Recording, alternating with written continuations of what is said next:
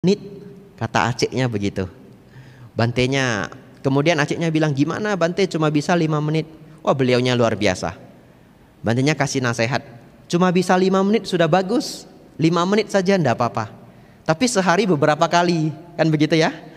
Bisa 5 menit ndak apa-apa, tapi sehari beberapa kali. Nah kebetulan Acek ini sudah pensiun, sudah nggak kerja.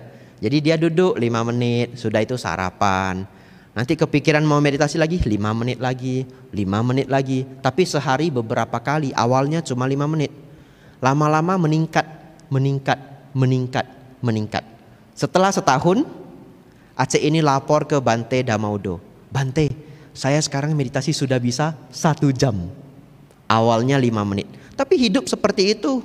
Coba Bapak Ibu renungkan, hidup memang seperti itu. Bagi yang bisa berenang, pertama kali berenang itu bagai mendayung 2-3 kali, kemudian tidak bisa naik. Betul ya? Diangkat oleh pelatih kita. Pelan-pelan 1-2 belajar tahan nafas. Akhirnya kita bisa berenang. Belajar naik sepeda juga begitu ya. Kayu jatuh. Yang tidak jatuh belajar naik sepeda berarti hebat ya. Rata-rata sih jatuh saya pikir. Jatuh. Kayu lagi. Kadang jatuh lagi 2-3 kali. Setelah itu kayu dipegang sama orang tuanya mungkin atau saudaranya, lama-lama bisa. Semua jenis latihan itu seperti itu. Meditasi pun seperti itu. Sekarang bagian yang sangat penting. Bante, gimana cara meditasinya yang baik? Betul ya? Hari ini kita belajar bersama. Ini juga SPD sesi saya yang terakhir. Juga SPD terakhir ya? Atau besok masih ada? Sampai tanggal 10. Hari ini tanggal 9. Besok terakhir Bante Subapanyo. Hari ini tanggal 8. Oh iya. Ya ini karena setiap hari bagi saya mirip-mirip ya. Mau Senin, mau Selasa, mau Rabu, bagi saya setiap hari itu mirip-mirip. Nah Bapak Ibu Saudara, meditasi yang baik seperti apa? Nah hari ini kita belajar bersama salah satu metode meditasi yang universal. Tidak rumit, tapi Bapak Ibu lakukan. Bante Ananda pernah bertanya ke Sang Buddha, oh Sang Buddha, sebelum Sang Buddha mencapai kebudaan, apa objek meditasi yang Sang Buddha latih? Dan setelah mencapai kebudaan, apa objek meditasi yang Bante praktekkan? Sang Buddha menjawab, sebelum pencapaian kesempurnaan, saya mempraktekkan meditasi nafas, anapanasati. Nafas masuk, nafas keluar. Setelah Sang Buddha mencapai pencerahan, saya mempraktekkan anapanasati. Nafas masuk, nafas keluar. Oleh karena itu anapanasati disebut di dalam Dhamma adalah objek meditasi yang paling dipuji Sang Buddha. Kemudian memang setiap orang itu punya objek meditasi yang berbeda-beda sesuai sifatnya. Bagi yang pernah ikut retreat, barangkali bantenya itu ngajari, oh Anda begini, objeknya begini, Anda begini, objeknya begini. Tetapi salah satunya adalah meditasi nafas yang dikatakan adalah objek meditasi yang cocok untuk semua orang. Walaupun cocok untuk semua orang, mungkin beberapa orang lebih cocok, beberapa orang hanya agak cocok. Tapi tidak apa-apa, itu hanya jam terbang. Bagaimana maksudnya jam terbang? Mungkin untuk orang lain dia perlu 20 jam atau 30 jam untuk menjadi tenang. Orang yang kurang cocok dia perlu 50 jam. Tapi yang penting dikembangkan. Betul ya? Hanya sedikit berat di awal kalaupun memang kurang cocok. Karena meditasi nafas ini dikatakan oleh Sang Buddha adalah objek meditasi yang bisa digunakan semua orang. Bapak Ibu Saudara, mari kita belajar bersama. Bapak Ibu konsentrasi karena ini akan menjadi salah satu bekal Bapak Ibu seumur hidup. Walaupun banyak guru mengajar teknik yang berbeda-beda, Bapak Ibu silahkan belajar. Tapi hari ini saya berikan cara yang paling dasar, paling gampang dipahami, dan Bapak Ibu bisa langsung praktekkan nanti di rumah. Meditasi nafas yang baik Bapak Ibu. Bapak Ibu duduk ya. Kalau di rumah silakan mau duduk di kursi boleh. Kalau hanya meditasinya 20 menit sehari. Tetapi kalau nanti ceritanya mau dikembangkan menjadi 1 jam, 2 jam, 3 jam, lebih disarankan duduk bersila, kemudian tulang belakang ini ditegakkan. Kenapa? Karena ternyata kalau kita cerita meditasi yang berjam-jam, itu adalah posisi yang paling nyaman daripada duduk di kursi. Ini bagi yang pernah meditasi berjam-jam tahu. Kalau duduk di kursi seperti ini 3 jam, ada orang yang akhirnya sedikit sakit di sini, di tulang belakangnya. Tapi kalau duduk bersila dan tulang belakang ditegakkan, itu tidak sakit. Dan kenapa tulang belakang ini harus ditegakkan begini? Itu juga posisi yang paling nyaman kalau nanti ceritanya meditasinya berjam-jam. Tapi kalau ada orang yang meditasinya itu bungkuk sedikit, ya ini yang pernah ikut retreat panjang atas Silani misalkan, pasti ngerti. Orang yang agak menunduk begini nanti sakit bagian pertengahan punggungnya ini. Oleh karena itu kenapa dibiasakan kalau meditasi itu tegak semuanya. Tapi itu agak berat di 1 bulan pertama. Kenapa? Karena otot kita belum kuat. Kan ketika menegakkan ini ada 2 otot yang perlu menopang tulang belakang ini. Apalagi seperti saya big size. Orang lain 1 bulan, saya sakitnya 2 bulan. Tapi setelah ototnya kuat, dia juga kuat. Kemudian manfaat lainnya dengan kita menegakkan otot tulang belakang ini lurus seperti ini, dengan duduk bersila maksud saya, tubuh menjadi tidak gampang ngantuk, ya, karena aliran energi Qi-nya itu lancar. Ini bagi yang pernah belajar pengobatan Cina. Ada meridian Du dan meridian Ren, tapi ini tidak ada di kitab Tripitaka ya. Dicari-cari pun tidak ada. Tetapi ketika tubuh kita tegak begini, energi itu menjadi lancar. Itu membantu agar tidak gampang ngantuk. Bapak Ibu Saudara, Bapak Ibu duduk tegak begini, bersila boleh, duduk di kursi boleh. Bagi yang memang sulit, mau bersandar juga boleh untuk latihan awal, ya. Kemudian tubuh itu rileks. Tugas kita adalah memperhatikan nafas masuk dan nafas keluar secara alamiah. Masuk, keluar. Nah, tugas kita adalah Bapak Ibu perlu konsentrasi tapi rileks, tidak tegang. Melihat nafas itu dari pertama kali masuk, sepanjang proses nafas itu, atau bahasa dhammanya adalah sepanjang tubuh nafas, hingga akhir atau ujungnya. Pertama nafas itu keluar, sepanjang tubuh nafas hingga ujungnya. Pertama nafas itu masuk, sepanjang tubuh nafas hingga ujungnya. Oleh karena itu, Bapak Ibu boleh sangat berkonsentrasi pada pertama nafas itu masuk dan pertama nafas itu keluar. Kenapa? Kalau Bapak Ibu meletakkan konsentrasi pada pertama kali nafas itu masuk, untuk Bapak Ibu bisa tahu pertama kali nafas itu keluar, kan Bapak Ibu harus ikuti keseluruhan tubuh nafas itu. Betul ya? Nah, jadi prosesnya adalah mengetahui pertama kali nafas itu masuk, sepanjang tubuh nafas, dan pertama kali keluarnya. Berhentinya ujungnya dan pertama kali keluar sepanjang tubuh nafas hingga ujungnya. Kalau proses ini benar dilakukan, maka batin manusia normal itu memiliki 2 hal. Ya, ini konsentrasi, ini penting sekali. Batin manusia normal memiliki 2 hal. 1, kita sering ngobrol dengan diri sendiri, benar? Ya, ada obrolan hati. Bahkan dalam psikologi dikatakan sehari itu kita ngobrol dengan diri sendiri 64.000 kali. Saya tidak pernah hitung, nanti Bapak Ibu hitung lapor ke saya, ya. Lalu kemudian ada yang namanya gambaran pikiran. Coba Bapak Ibu tutup mata, kemudian saya ucapkan seekor kelinci berwarna putih, telinganya panjang. Bisa muncul gambar kelinci di batin kita, betul ya? Nah, itu adalah gambaran pikiran. Oleh karena itu, pikiran kita itu ada 2 hal. 1, obrolan hati. Yang kedua, gambaran pikiran. Ini diingat, obrolan hati dan gambaran pikiran. Ketika seseorang bermeditasi dengan benar melihat nafas dari awal sampai akhirnya, maka 2 ini tidak akan muncul. Obrolan hati tidak akan muncul, gambaran pikiran tidak akan muncul. Untuk tahap awal, setidaknya untuk beberapa nafas, ya. Jadi setelah 2, 3, 4 nafas muncul lagi. Loh, kok muncul lagi Bante? Itu adalah sifat alamiahnya pikiran. Memang Bapak Ibu selalu ngobrol dengan diri sendiri.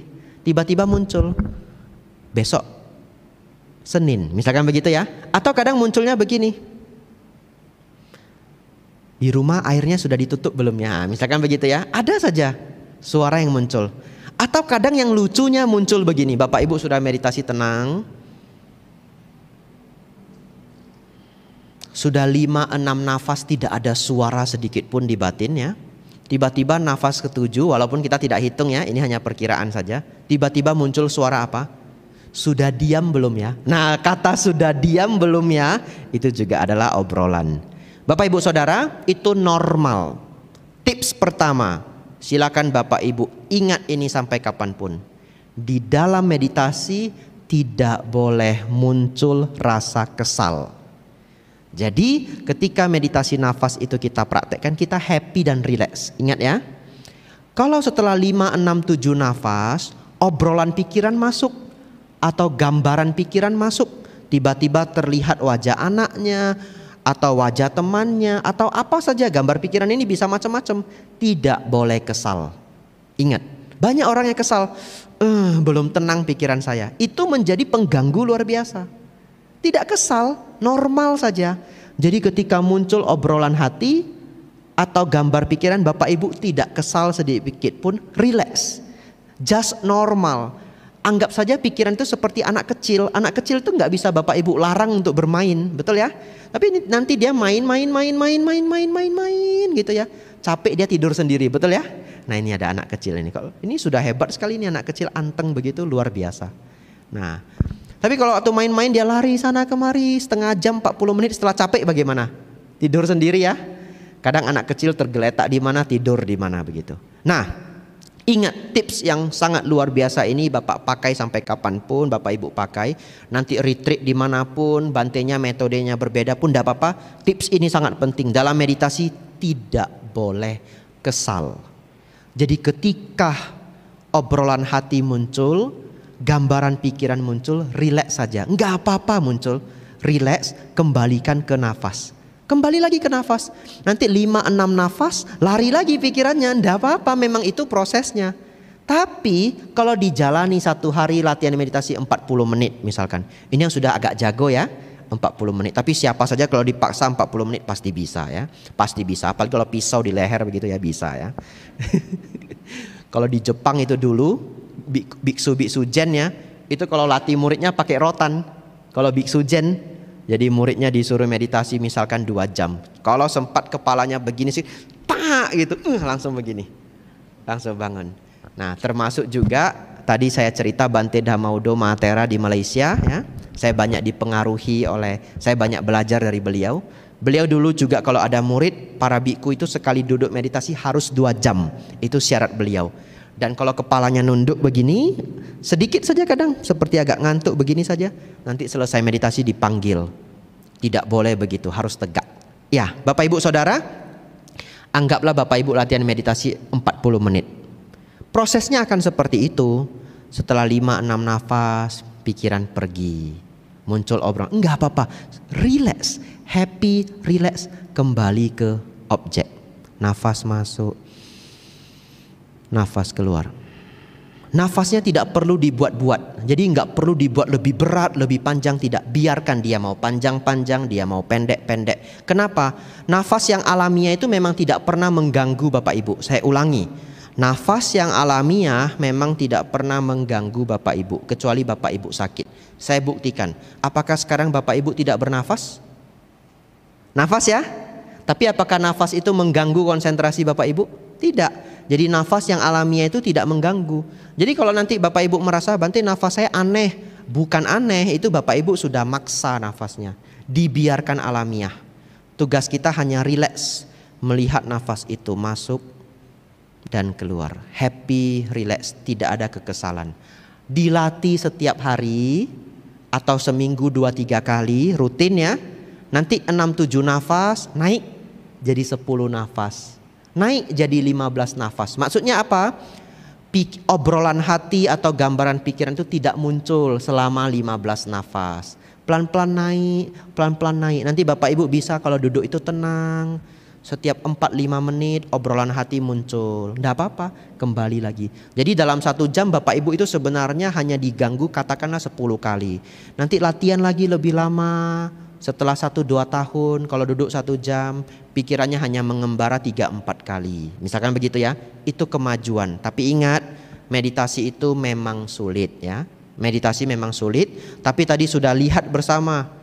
Efeknya luar biasa, bahagianya luar biasa, hadiahnya luar biasa.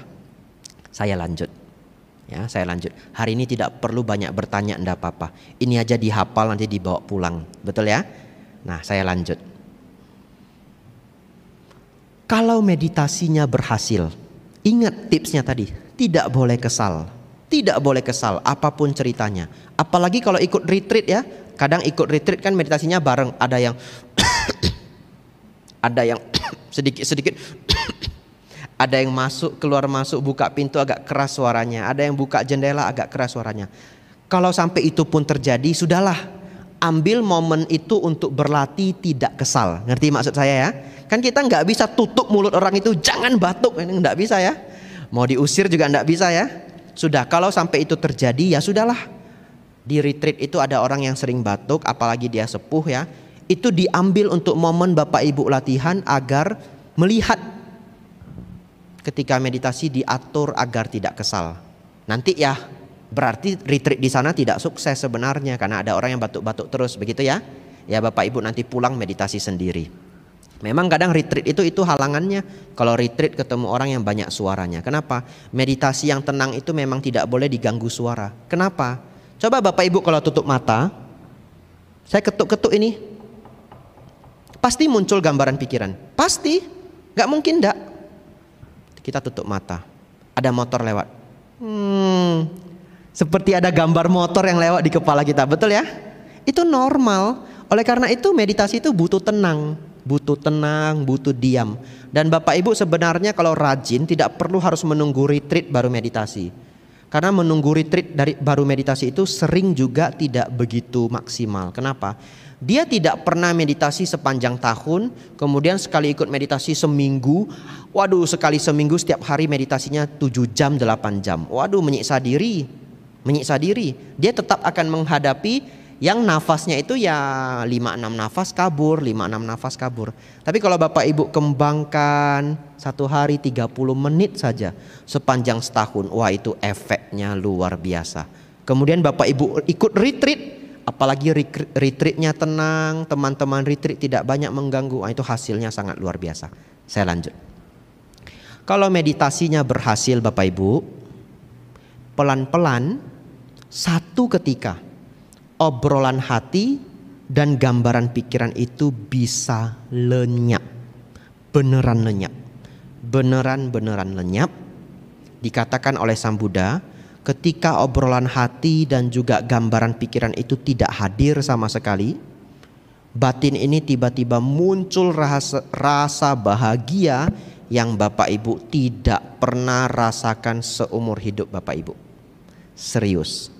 Yang tadi ditangkap oleh scanner adalah gelombang gamma yang naik 700 sampai 800%. Saya tidak tahu, itu adalah sains. Saya nggak tahu nanti yang Bapak Ibu rasakan itu gelombang gammanya berapa persen. Karena yang tadi adalah mereka yang sudah meditasi 62.000 jam, betul ya?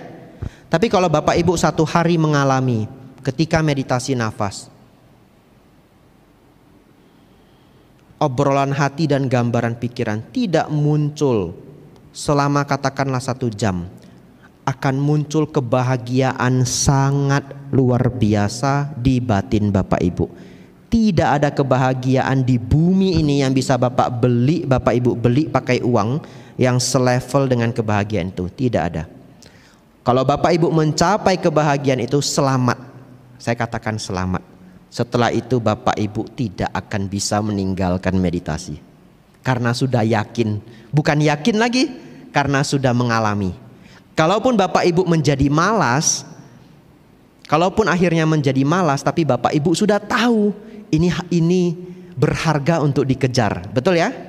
Ini berharga untuk dikejar. Saya khawatir yang bapak-bapak yang sebelah kiri setelah masuk ke kebahagiaan itu lapor ke saya, Bante mau ikut daftar pabaja ke Mendut begitu ya. Sudah mau jadi biku. Bapak Ibu Saudara, itu adalah prosesnya. Saya ulangi sedikit biar hafal ya. Bapak Ibu berlatih melihat nafas masuk, nafas keluar. Dan tips pertama, jangan kesal apapun yang terjadi, rileks dan bahagia. Tips kedua, apapun yang muncul dalam pikiran, obrolan hati atau gambaran pikiran, bentuk apapun, abaikan. Ingat ya, mau cahaya, mau awan, mau nanti merasa jadi sempit, jadi luas, kembali ke objek. Karena ini adalah fondasi samatha bhawana. Apapun yang datang diabaikan. Bahkan itu ada bahasa Hokkiennya ya. Kalau orang Zen, Buddhisme Zen Jepang, mereka berlatih mo lai mo cam, fo lai fo cam. Ya agak kurang baik kalau diterjemahkan ya. Kalau marah datang, marah dipotong.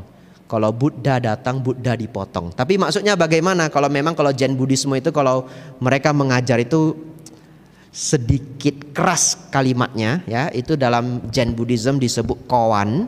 Istilahnya adalah koan.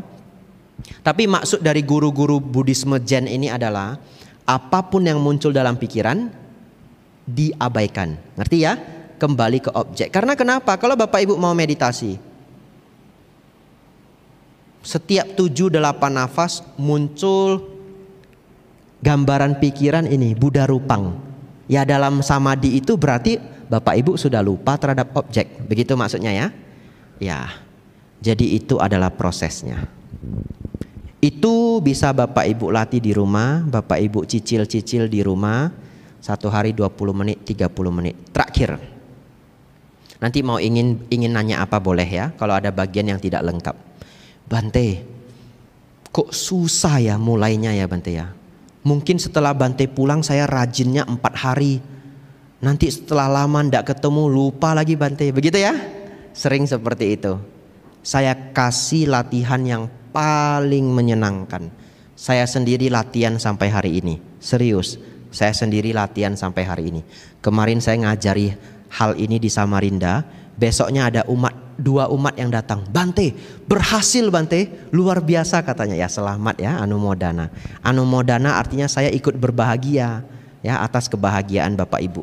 Jadi kata anumodana bukan artinya terima kasih, tapi saya bahagia atas kebahagiaan Bapak Ibu. Ini latihannya, sederhana sekali. Bapak Ibu Saudara dilatih. Setiap Bapak Ibu menunggu, tarik nafas masuk, nafas keluar. Melihat nafas masuk, nafas keluar setiap kali Bapak Ibu menunggu. 30 detik cukup, 20 detik juga cukup. Coba kita praktekkan bersama. 10 detik saja ya. Kita melihat nafas masuk, nafas keluar dalam hitungan ketiga. 1, 2, 3.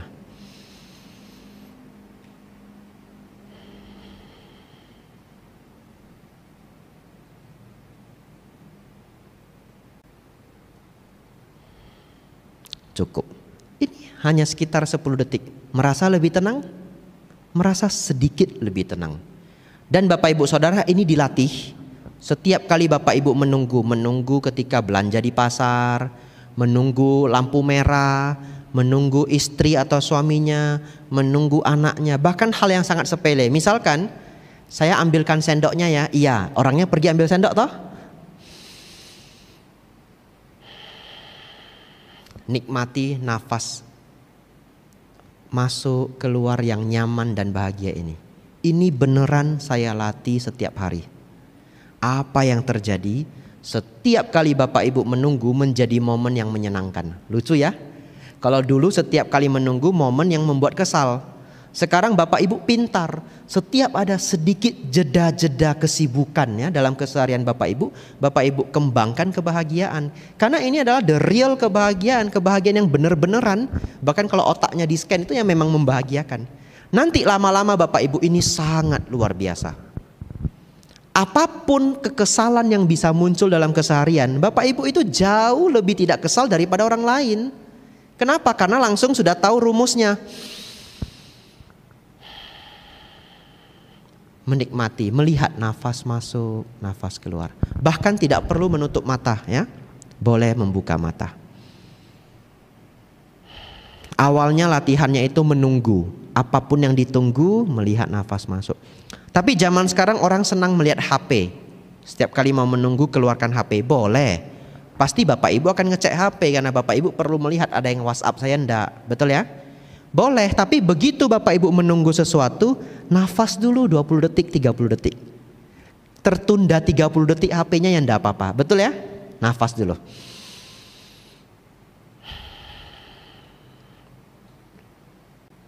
Kalau saya senangnya satu nafas pertama itu panjang karena membuat lega luar biasa. Tapi nafas kedua ketiga itu nafas normal. Ini kebiasaan saya.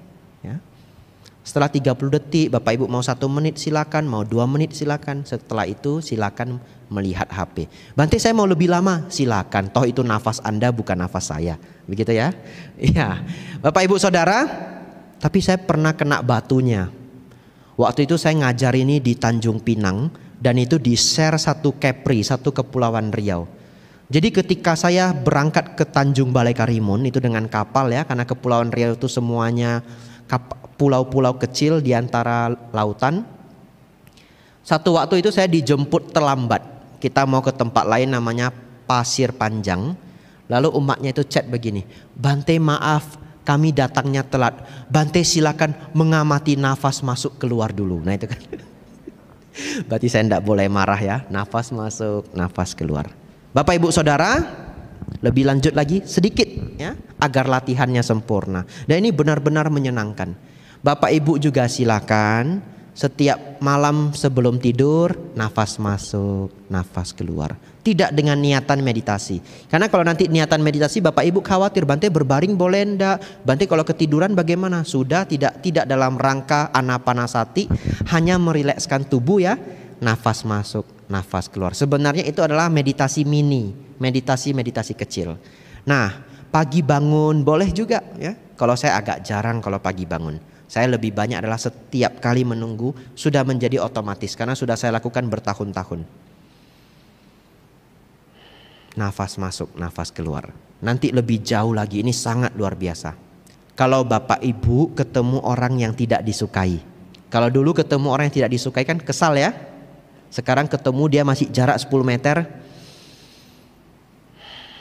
Melihat nafas masuk, nafas keluar. Nanti tidak ada kesal. Tapi jangan dia sudah dekat. Itu nanti jadi berantem ya. Itu nanti jadi berantem. Tidak, ini kata Bante, ini nafas masuk, nafas keluar. Ya Bapak Ibu nanti ditabok ya. Tahu ditabok ya? Ya, karena kadang saya dari Medan bahasanya bisa berbeda. Bapak Ibu Saudara, nanti ini bisa Bapak Ibu gunakan setiap kali Bapak Ibu mengalami stres. Stres apapun, kesedihan, tekanan, mendapat berita yang buruk ya, nafas masuk, nafas keluar. Tapi ini akan menjadi efektif kalau Bapak Ibu latihan dulu. Betul ya? Latihannya adalah setiap kali menunggu. Kalau tidak pernah latihan, tahu-tahu punya problem, tidak begitu mempan. Jadi Bapak Ibu latihan dulu dalam keseharian. Nanti juga ketika meditasi serius yang versi 20 menit, 30 menit, 40 menit, 1 jam akan jauh lebih damai. Kenapa? Karena sudah latihan dengan sering meditasi-meditasi kecil dalam setiap jeda-jeda kesibukan ya. Ya, hari ini panjang sekali penjelasannya, 1 jam lebih ya. Tapi saya pikir sangat bermanfaat. Kalau kelamaan Bapak Ibu sampai stres, jangan lupa tarik nafas masuk, nafas keluar. Ya, silakan yang ingin bertanya boleh ya, mari.